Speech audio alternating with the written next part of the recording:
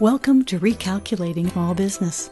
Like its award-winning book, Recalculating is dedicated to small business in America. Your hosts are Don Mazzella and Dan Perkins. Don Mazzella is the editor-in-chief of the Small Business Digest. Dan Perkins is a registered investment advisor with 43 years' experience in managing money. Dan Perkins here, your co-host, along with Don Mazzella of Recalculating for Small Business. Our radio program is dedicated to you, helping the small business owners increase their profits. We draw our name from Recalculating, voted the best small business book of 2017 by the Independent Press. In this book, it features ways to grow your small business. Now, here's Don Mazzella. Dan, our guest today is David Womack. He's president and CEO of Practice Management Institute. It helps American physicians deal with the challenge of rapidly training and certifying their non-clinical staff. And boy, that is a problem for many small businesses, not just in the healthcare field. David, welcome to the program. Thank you very much. Tell us about your company, your website, and what you do and how you do it. Oh, goodness. Well, our company, like you said, is Practice Management Institute. At our simplest definition, we're a training company. We teach individuals how to run a physician's practice, specifically in an outpatient setting, meaning a private practice setting. We do that through a series of both live classes, and over the last 10 to 15 years have developed quite an online presence through our website. But probably everyone has experienced going to the doctor or being within the healthcare system at one point, and the people that you interact with and that deal with the billing and the coding and the customer service, that's the people that we train and try to teach them how to run a better, more profitable, more compliant practice.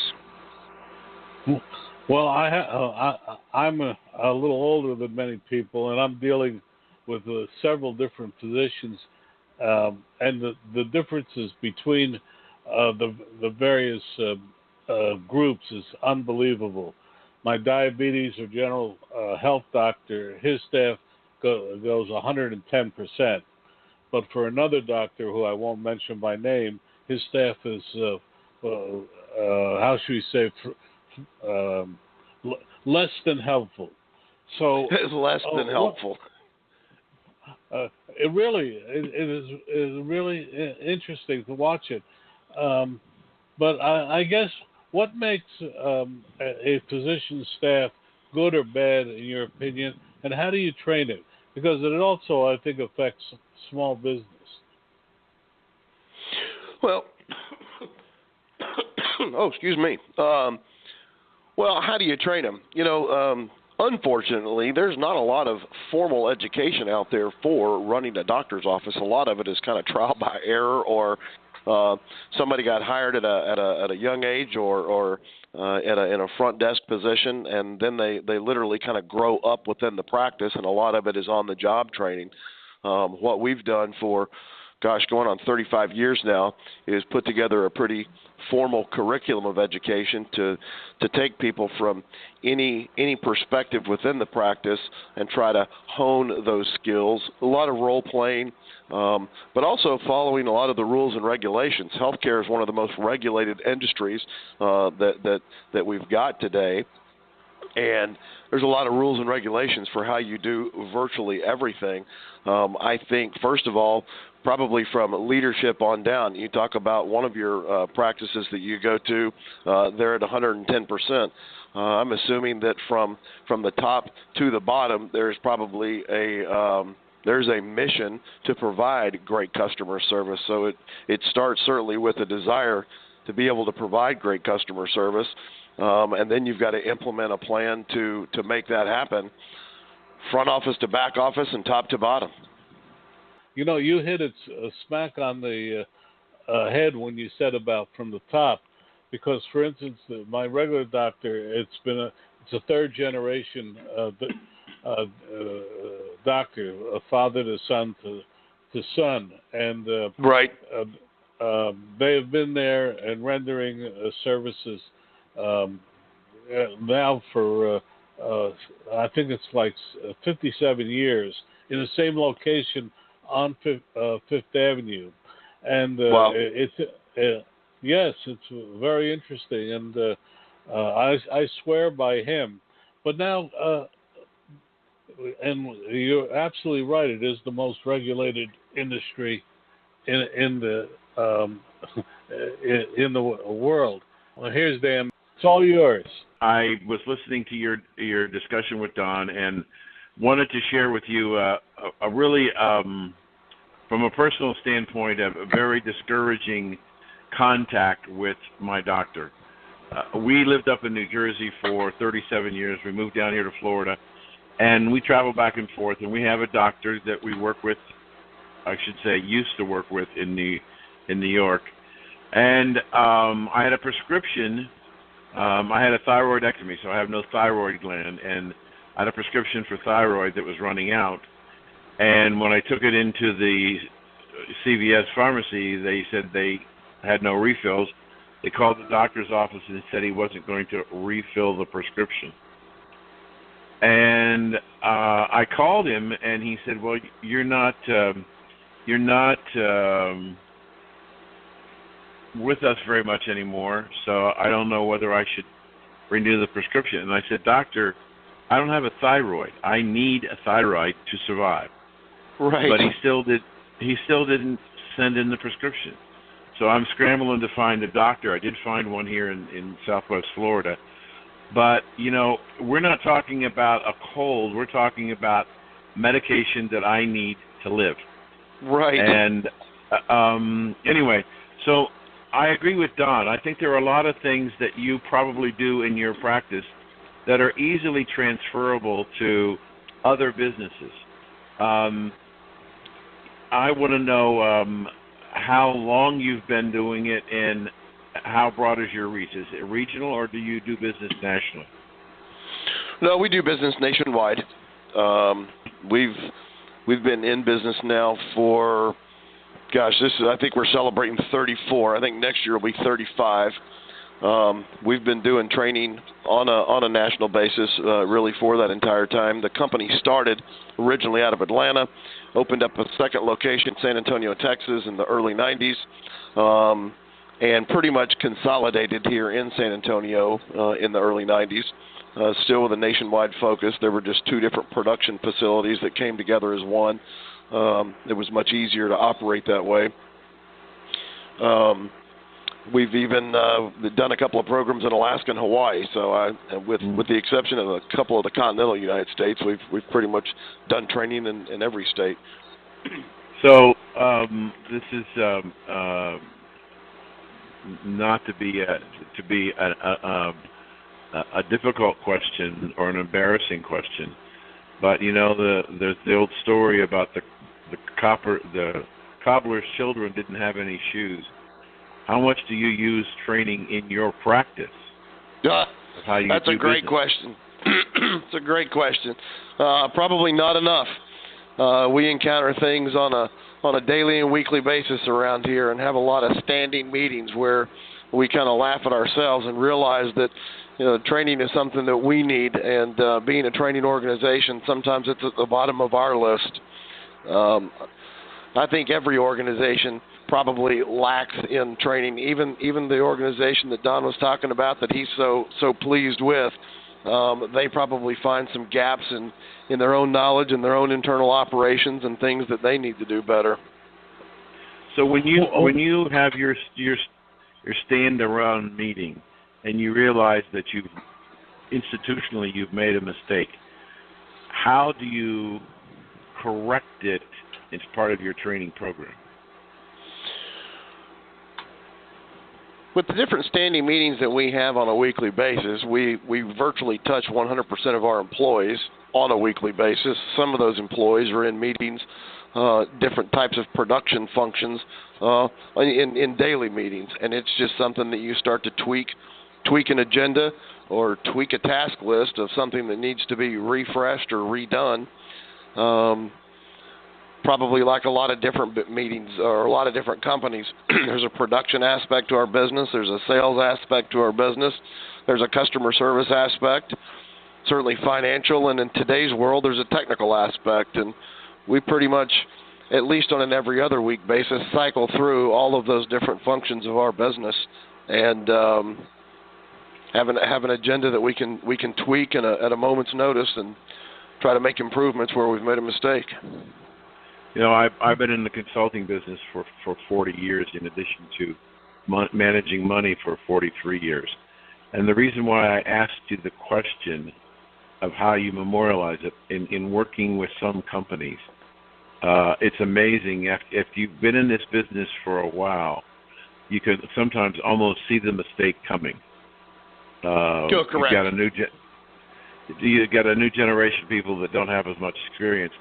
And so what I always found difficult for corporations to do is to take the experience where they made a mistake and learn something from it, and then memorialize it as part of the ongoing training program for the next group of hirees. Right. There seems to be a great deal of reluctance to not want to change the training program, even though by practical experience you know there's a deficiency there. Well, I think part of our mantra around here is we try to break the model of, well, that's because this is the way we've always done it. We challenge that. We challenge those words almost on a daily basis. And probably like a lot of other businesses, we're in the process right now of moving our technologies from one kind of platform to another. And when you start looking at things like that and implementing any kind of different system that runs your business, you're constantly challenging, well, why exactly do we do this? Mm-hmm. And true. We make a lot of we talk about customer service and we talk about some of your all's experiences. We try to put the customer hat on as often as we can, because a lot of times we make changes around here for operational efficiency, and the customer sometimes is the last person we think about. So we've made this internal change for operational efficiency, and we realize at the end of the day, well, we really did a disservice to our customer. Yeah, it was easier on us to produce or easier on us to satisfy, but at the end of the day, it was a less than optimal experience for our customer. And there's a lot of those processes we've had to redo and go back and do the old way because it was really a better experience for our customer. Right. No, I've been involved both in retail and institutional, and I've always told people in retail there are two things that are extremely important to the success of, especially if you're a point of sale or point of service contact with your client, like a doctor's office. I tell people the two most important things that you can do if you're interacting with people: teach your people to smile and teach your people to say thank you to the customer. Absolutely. Both are really very hard to get ingrained into a system. Completely underutilized. Oh yeah. Go ahead. Our number one class for a number of years was literally how to be the best receptionist. And it was simply a front desk customer service training experience for the people that were just on the other side of the glass when a patient walked in the office. And as part of our training, we would encourage people to put a mirror right under the counter so they could see themselves. And smiling and having a warm presence was one of the number one thing that we would tell people to do. And you would hear from people after the fact, or you'd hear from people years later at a different conference, and they said, oh my gosh, I put that mirror there, as silly as I thought it was.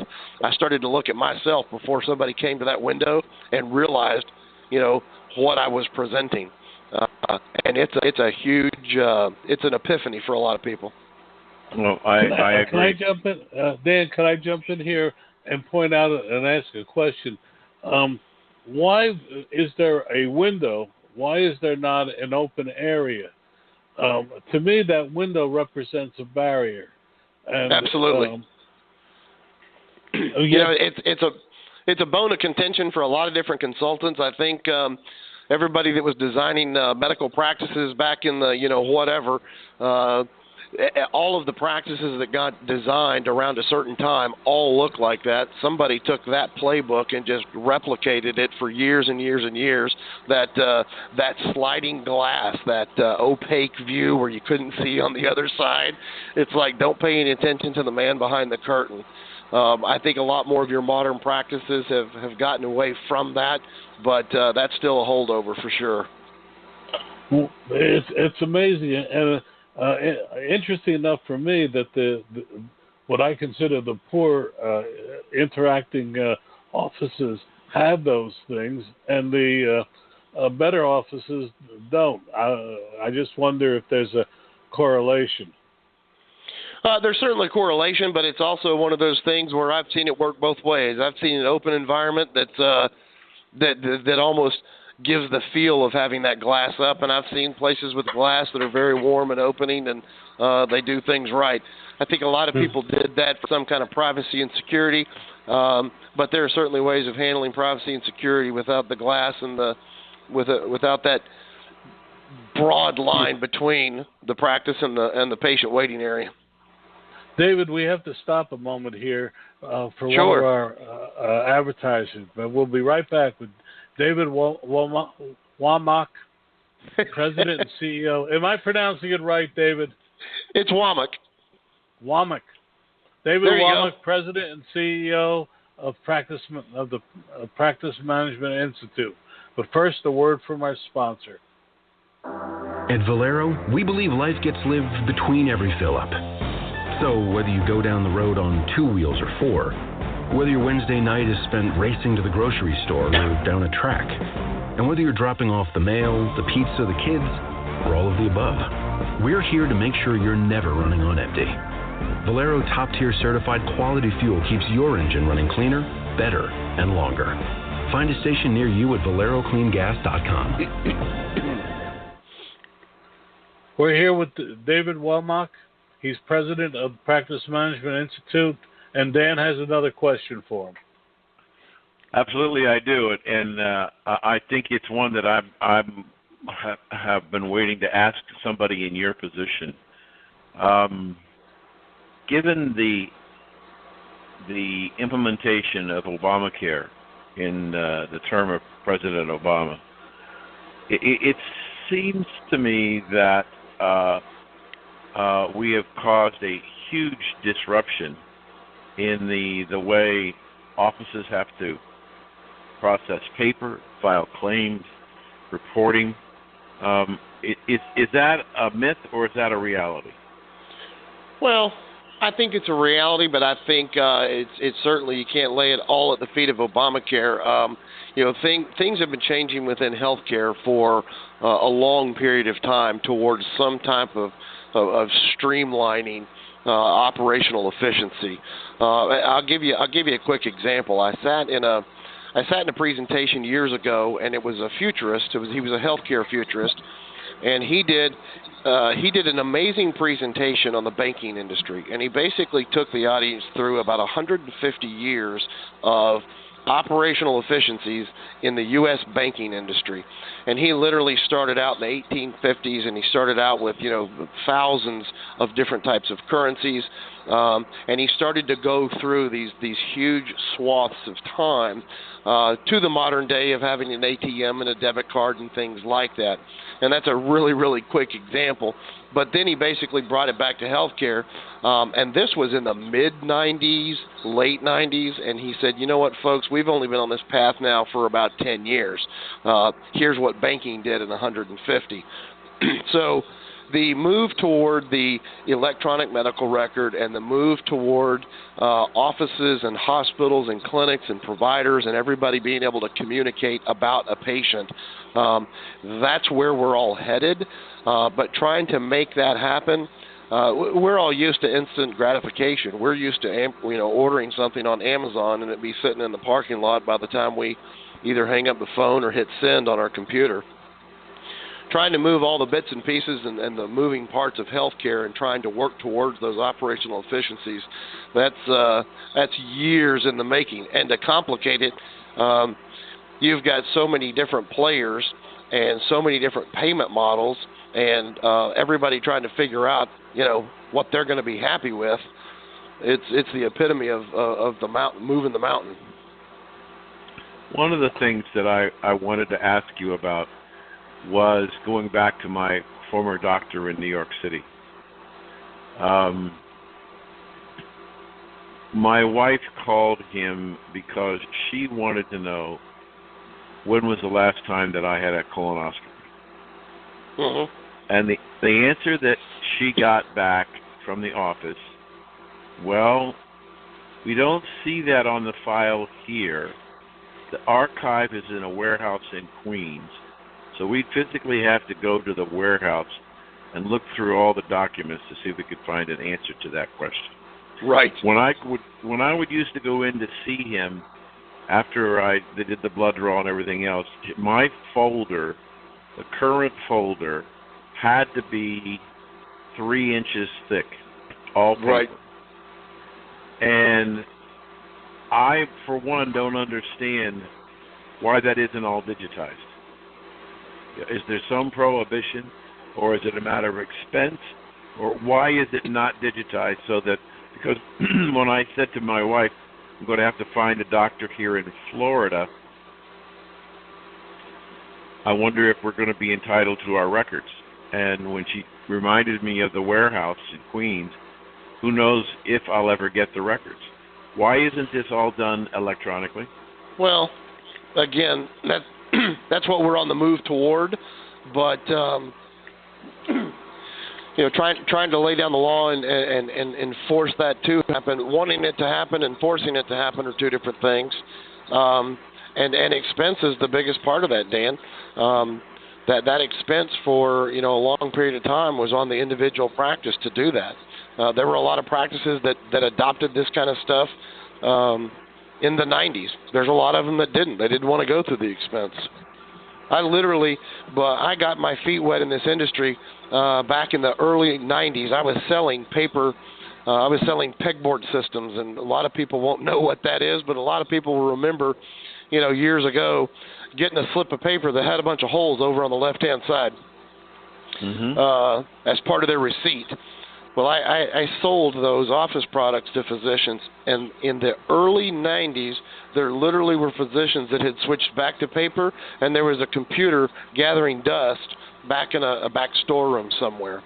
So people were even making attempts to get more efficient back in the early 90s, but it just all the bits and pieces weren't in place to be able to do that. So is it in today's office? I suppose we could ask the question in a broader sense, regardless of what your business is. If you have to keep records on your clients, isn't the technology hasn't the technology been developed enough that you don't need to have paper? It certainly has. For a lot of small businesses, though, that's an expense, and that they're just not willing to do. They may not see the economical advantage of doing it. Our trainers are in front of audiences all the time, and I am assuming that our audience is probably reflective of, small business in America. You've got a lot of people that are technically very advanced. Take a lot of the specialties. Some of the bigger practices, they may have a little extra money. They may be a little bit more advanced. There are some small businesses that sell some high-end products that maybe have a little bit better cash flow and be a little bit more advanced. But if you take a small business that's struggling to make ends meet, turning everything into digital may be one of the last things on their to-do list. Yeah. Do you think that the doc... Dan, can I just interrupt for one quick thing? My doctor does everything via computer, yet my file is still 3 or 4 inches deep with all kinds of printed still out paper material. File. Right. Yeah. It's interesting. I talked with someone at a conference on automating healthcare, and he said you're still not going to eliminate paper. And as they said 20 years ago, every office would eliminate paper, but we're still generating it at a record pace. But back to you, Dan. Well, I was just curious because you have hospitals now that virtually do, the nursing staff does all the reports. The doctors do the reports on iPads. Right. And it's sent electronically to the nurse's station, which then gets forwarded to whoever needs to get a copy of it. So the hospitals seem to have been able to, in many cases, digitize the records and eliminate the paper.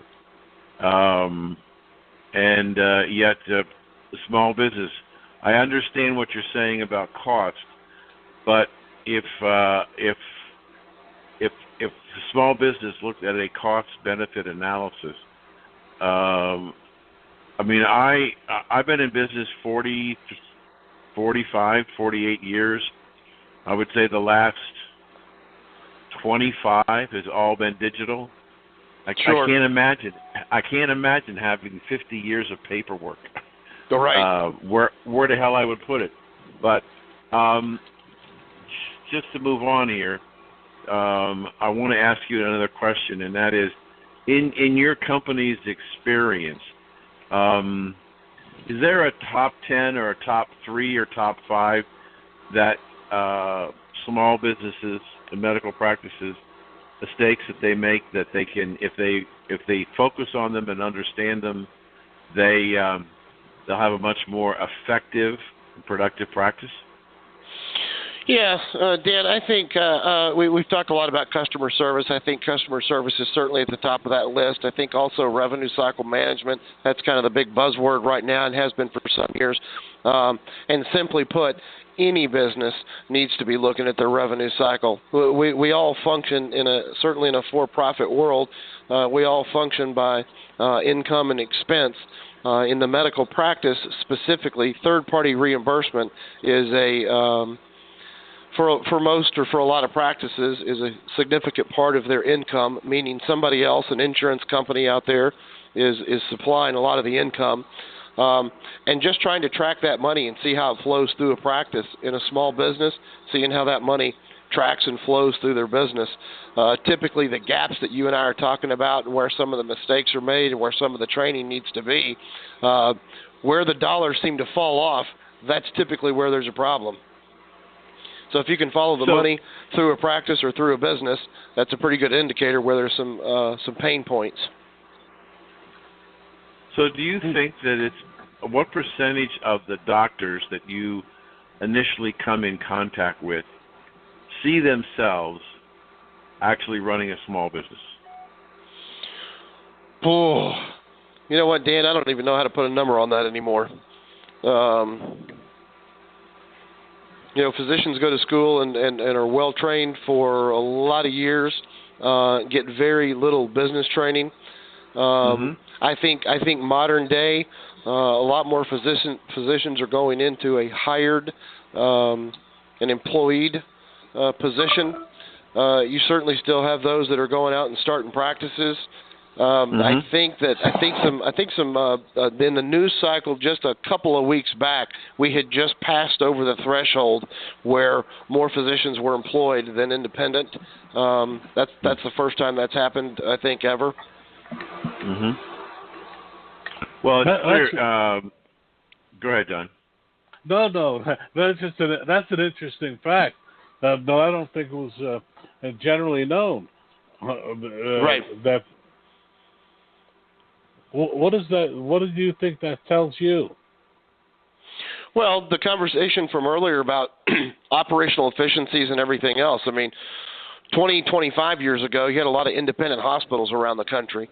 Modern day, you've got a lot of healthcare systems. Basically, hospitals have turned into systems, and as part of that system mentality, a lot of healthcare systems have developed clinic structures alongside that, and you'll hear the term every once in a while. They want to take care of a patient cradle to grave. The way a lot of the payment models. Capitation that was developed years ago, where they were paying, basically a set dollar amount to take care of a population of people, and we're certainly moving back towards something like that. And for that to happen, the healthcare system needs to be all-encompassing.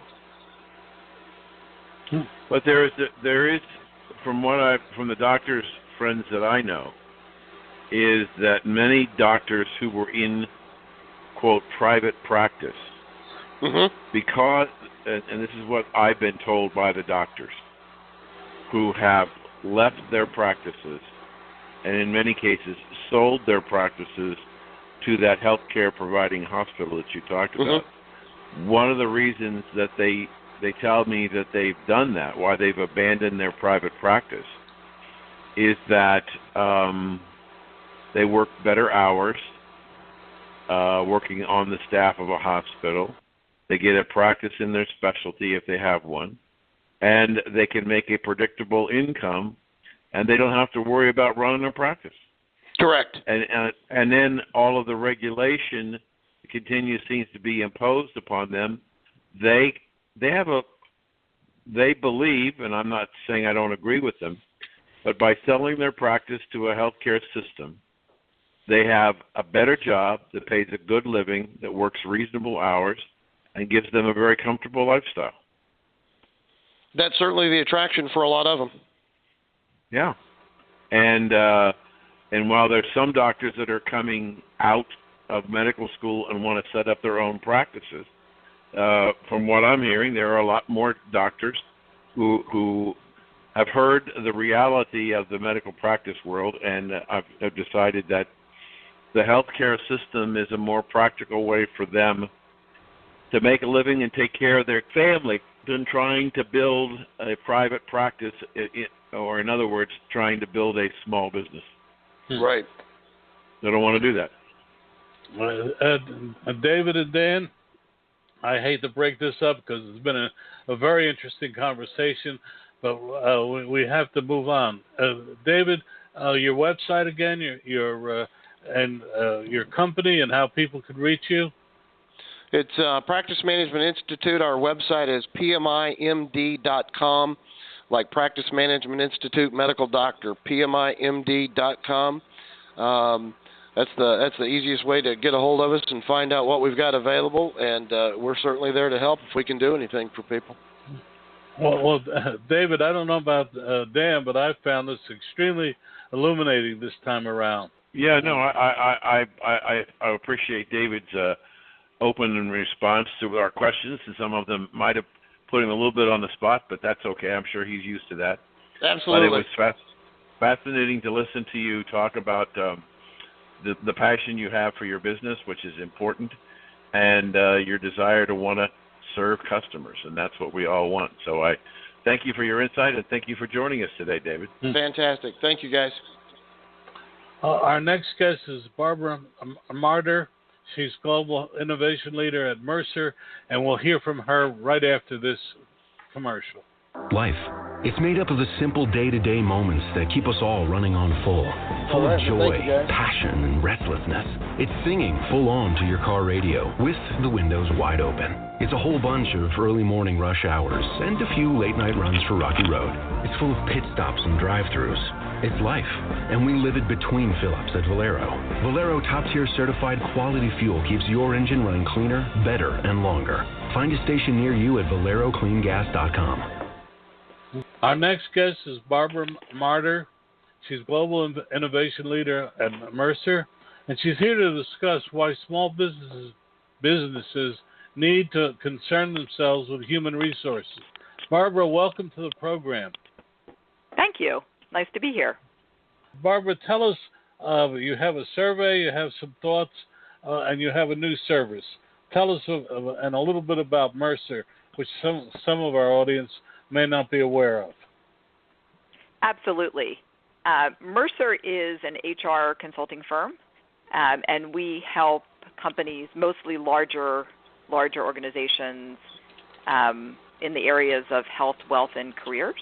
So we work with companies around the world in those areas and impact over 100 million employees' lives every day. But what's interesting is that last year, Mercer launched Mercer People Pro, which is specifically designed for small businesses. And we actually have created a completely different business model to do that because, the typical Mercer model and the fee structure and all of that is very reasonable for mid to larger companies, but sometimes challenging for small businesses. Well, having said that, why do small businesses need HR? Well, it's a really interesting question because Mercer People Pro works with what we would call micro businesses, really startups, a few people, all the way up through to companies who are somewhere in the area of about 250 employees, and the way these companies grow for the most part is a lot of them are growing fast and adding groups of employees pretty quickly. And I think what's so interesting is that all of a sudden a business that started with a few people is now a business of 10 people, 20 people, 100 people. And not only are the legal requirements different as these businesses grow and thrive, but also just the policies and the culture need to come along with the business as well. What a CEO of a startup needs to do when there's 5 people working very closely with them is quite different than when there are 50 people or 100 people. And many of the small businesses will start off without a human resource person at all. One of the employees, whether it's the CEO or the founder, will play that role with whatever support. But the needs get greater as companies grow, and we actually believe that setting a foundation for human resources and employee policies and things like that as companies continue to add new employees and they grow, and some of the issues that they find themselves dealing with are much more complex.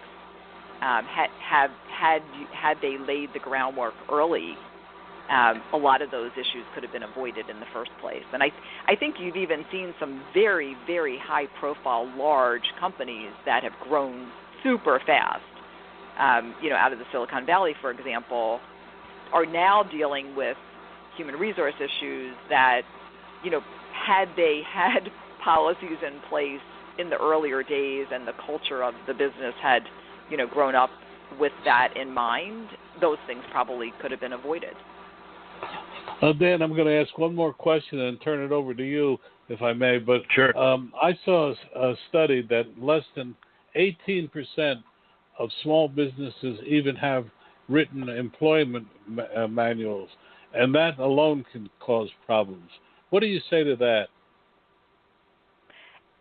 Absolutely, and the number, certainly the number doesn't surprise me, but thinking about the cost and the effort to put together an employee handbook that at least covers the nuts and bolts of what you'd want a policy to cover, the expense there is not significant. And, it's certainly something that Mercer People Pro can help companies with, and there are, templates even to get started with.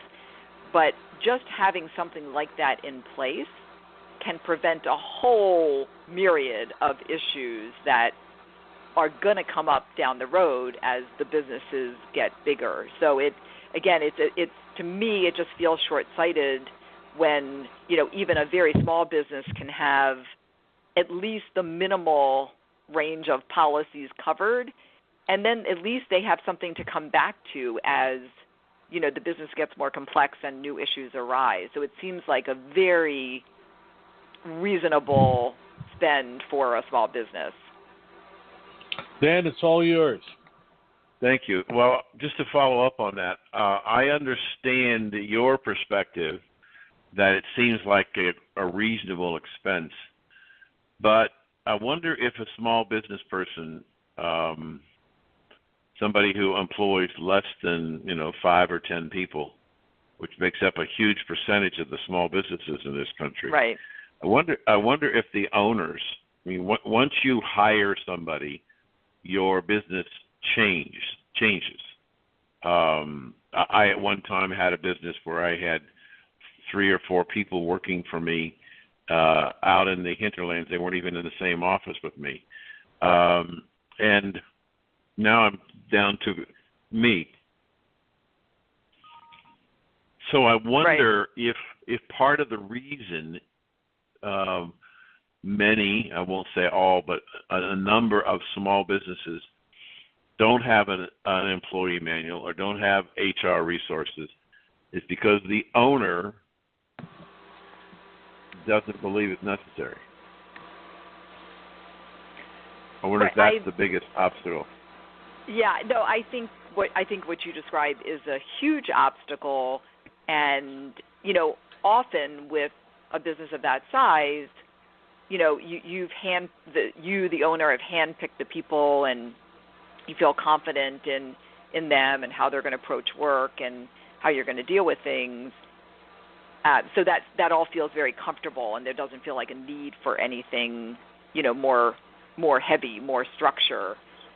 But what I've always said as well, that if you're a small business that wants to work with, for example, larger companies, larger companies do have sort of policies around the companies that they work with. And for example, if let's say a larger company's data, confidential data, is going to be exposed to your employees, then should there be background checks done? Are they going to be comfortable with the people who are touching their information? So again, I do think what are the aspirations of the small business, and what will you need to have in place should the business thrive and be very successful?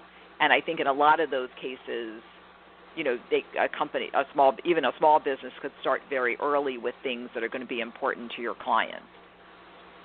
Would you say that it's more likely that in the interview process that a larger company interviewing a smaller company, and maybe I'm being oversimplistic here, but that the bigger company is going to want to see what, quote, systems the potential partner or supplier has, and just taking your example, how do you protect our information?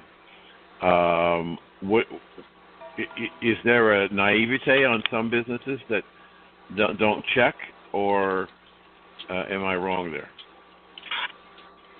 Yeah, I mean, I'm not saying that all companies have the same policies around companies that they're doing business with, but certainly as I've responded to requests for proposals and requests for information and just contracting in the normal course of business, and again, many of the larger companies that I'm sure a lot of the small businesses would like to work with, they're going to require certain things to happen as part of that relationship, especially if, confidential data, or as you're saying, systems that integrate and could, impact their operations. They're just going to have to be in place before the small business would be able to work with some of these companies. So I think from a business perspective, some of this is just good business. From the sort of employment relationship and the culture and how the workplace interacts with each other, that's kind of a different way of looking at it. I think truthfully, when you look at it from both sides, it just makes sense to get some of these things nailed down and policies around certain things earlier versus later. Dan, let me interrupt our guest and you for just a moment. We have to take a break for one of our advertisers, but we'll be right back with Barbara Marder from Mercer. Want to know more about health savings accounts for your company or yourself? Go to 2hsa.com and get a free employer's primer. Health savings accounts are a cost-effective way of offering health care benefits to your employees and yourself. HSAs build retirement funds for your employees improve morale, and reduce your health care benefit cost. For a free employer guide to HSAs, go to 2hsa.com. That's 2hsa.com. We're back with Dan Perkins, my co-host, and Barbara Marder. She's Global Innovation Leader at Mercer. And we're talking about her new offering, I guess you would say it, for human resources. Dan, back to you. Thank you, Don. Barbara, what does a Global Innovation Leader do? That's a great question, isn't it? Well, first of all, the role is new. I've just been appointed the Global Innovation Leader in the last few weeks. But I've actually been part of innovation at Mercer for the last few years. And so part of, basically my role is to oversee innovation that's happening across Mercer. And that innovation takes, many different shapes and forms. And there's also many different stages of innovation as well. So, for example, with Mercer People Pro, that was launched last year, and I'm now overseeing the kind of go-to-market and commercialization strategy for Mercer People Pro, while for other innovations, they may be actually back in the very early stages of ideation and product development. So it's really overseeing the innovation cycle from start to finish and across multiple things that we're innovating at the same time in all different parts of the world. Barbara, under your People Pro, you said it's about a year old. Are there a lot of similar challenges that you're seeing that the people that are coming to you have? I'm not saying that it's routine, but sometimes there are just basic fundamental flaws that happen all the time, and people just don't see them. So are you seeing anything in particular that seems to have boiled to the top as a problem that seems to be in this small business segment that you're working in?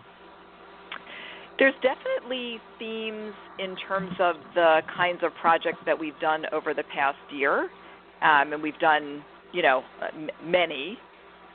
But again, I wouldn't necessarily say that they're related to flaws in the business, but I think a great example is a lot of the work we do is around pay benchmarking, and that could be both for employees, new hires, or executives.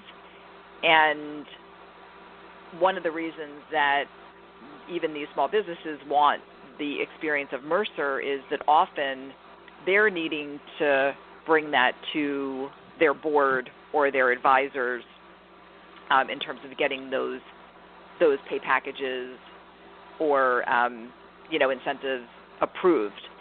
And again, that's where Mercer's experience and credibility working with much larger organizations lends that credibility even to the small business who's looking to get this approved by the board. So a lot around compensation, pay benchmarking, compensation strategies, a lot around communications, communicating with employees, for example, a lot around policies and audits and things like that,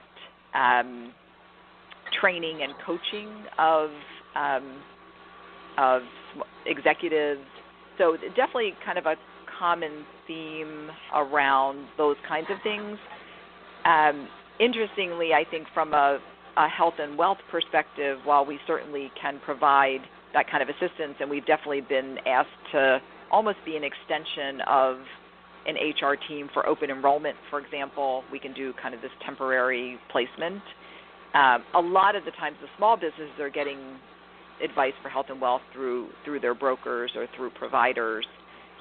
So in those areas, typically they'd be coming to Mercer People Pro for something that's out of scope for, the kind of advice that those brokers or providers can offer.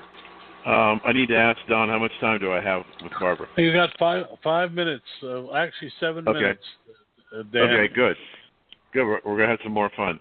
Barbara, what I want to know now, what I want to know now is how has the change in the direction of the economy affected your business? We know that in the first 7 months of this year, we've added 1 million new employees to the workforce. Plants are being opened and new jobs are going to be created, and companies are expanding. They're even reopening old coal mines and drilling and digging for new coal mines, which was unheard of in this country. So there's a lot of changes that are going on. And what we heard for a number of years on our other show is that, and heard on this show, people in small business, that it was the 8 years of the Obama administration, and I'm not making a political statement here, I'm just talking about what they told us was demonstrated by the fact that the economy did not grow at anywhere near its potential. So that a lot of people who came on that were working in small business and had small businesses or supporting small businesses have told us that those were very difficult times, and as their business contracted, they had to lay off people. But now it seems that the economy has turned, and I'm wondering if you're seeing any turn in the economy in your business.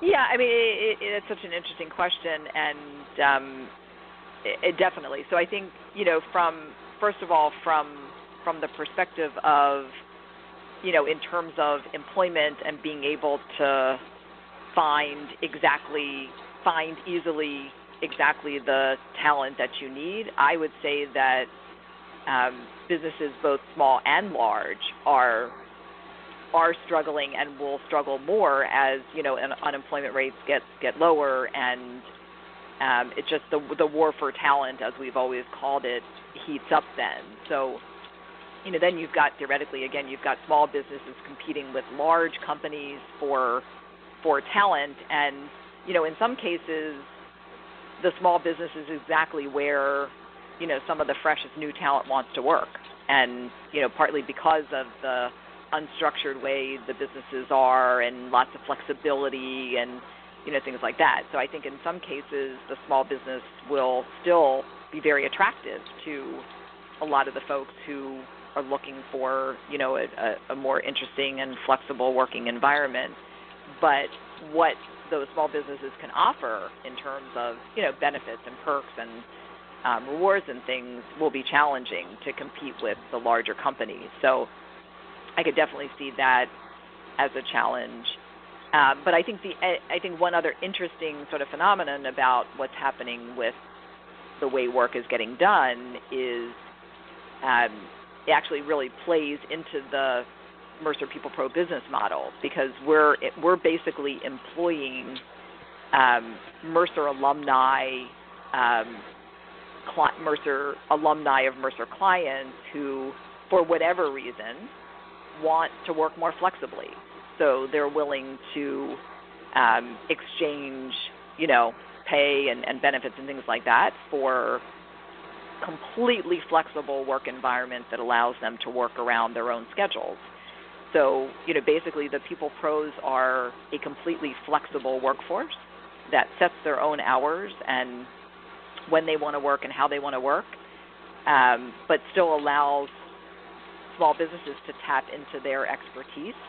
And, the projections are that by 2020, 50% of the workforce will be flexible workers or part of the gig economy, whether that's, full-time, part-time, side hustle kind of work. But I think it'll be really interesting to see how businesses respond to, workers' desire for more flexibility and controlling when and how they work and where they work. I think that's going to be interesting for both small and larger businesses. However, we don't have much time left, but I want to follow up your comment because we've had several people. Dan. Okay, we've had several people on the show who've talked about people who thought they wanted to work at home, that they changed their mind because there's no social interaction with the employees in the office, and they felt after a while that they had become isolated from their employer. I'm not saying it's a huge situation, but enough that it's been raised a couple of times on the show that one of the challenges about remote working is the remoteness of working. And so I'm wondering if that's a fad that's declining, or is it still strong, or what's going on there?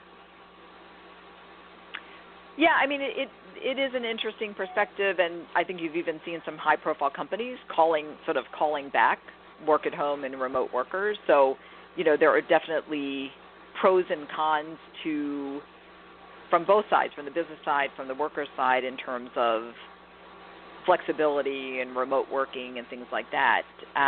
My personal perspective is that as more and more people are working from home, and as the technologies for video interfaces and things like that become more affordable and more mainstream, the work-at-home people will more or less feel like they are connecting with their colleagues and their peers. They're able to see them, not just talk to them, and that even flexible gig economy workers who maybe aren't even attached to a specific company will start to build communities around them where they get that interaction with peers, even though they're not even working for the same company. So I do think as more and more people are working remotely, are part of the gig economy, yes, I think they still will want that community around them.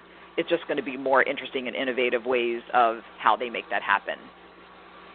I know that on my own personal experience, I'm a writer, and one of the things that I do, I'm a writer, and I'm part of the gig economy because I have two agencies, lobbyist firms in Washington, D.C., that hire me to write commentary on specific issues that their clients are concerned with.